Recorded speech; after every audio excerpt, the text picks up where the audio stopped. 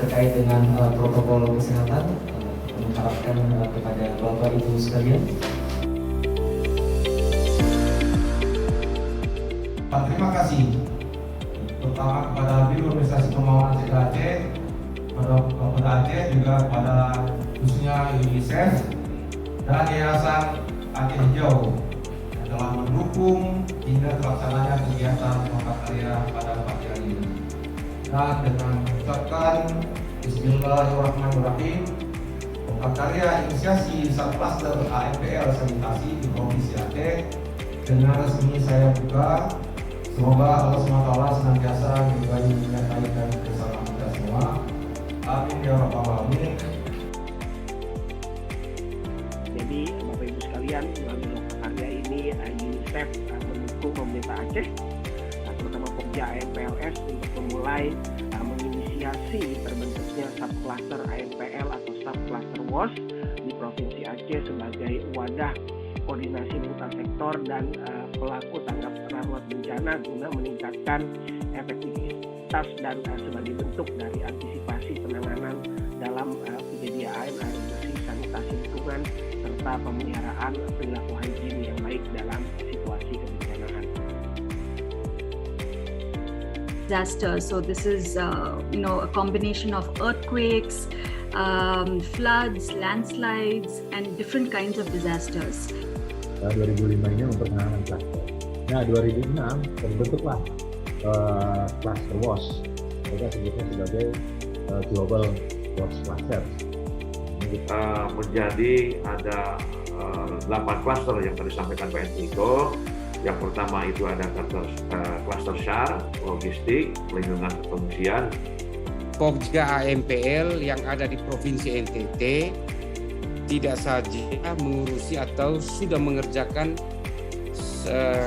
hal ini sebagai subklaster AMPL untuk penanganan bencana seroja di NTT, ya. Kami terus melakukan konsultasi dengan perangkat-perangkat daerah terkait dan kami juga berkoordinasi dengan sejumlah LSM atau NGO.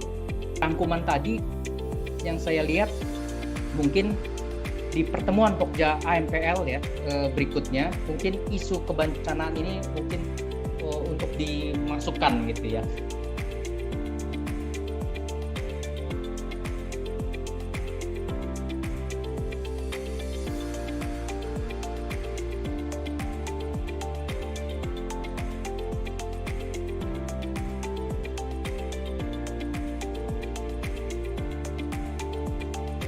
Pertama, kami sangat mendukung apapun yang tujuannya untuk membantu masyarakat.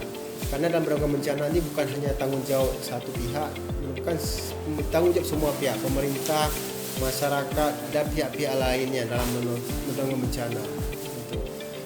Dan kami sendiri merasa pada saat terjadinya bencana sangat butuh dukungan dari segala pihak. Karena tidak mungkin kami sendiri yang melaksanakan, dengan adanya bantuan berbagai pihak sehingga betul-betul pelayanan kepada masyarakat pada saat bencana betul-betul optimal, sesuai dengan yang diharapkan dan tepat sasaran. Memang kami sebagai pelaku pelaksana pelayanan WOS di lapangan terkadang merasa pertemuan-pertemuan untuk WOS ini cukup jarang dan beberapa pembelajaran kita banyak bantuan terkadang bisa tumpang tindih kalau kalau tidak terkoordinir dengan baik. Kami berharap agar setidaknya bisa didorong segera lah pembentukan klaster WOS, terserah nanti leadingnya ke siapa gitu. Tapi kami sebagai pelaksana di lapangan tahu nanti harus berkoordinasi dan melaporkan kepada siapa dalam memberikan pelayanan, khususnya pelayanan WOS.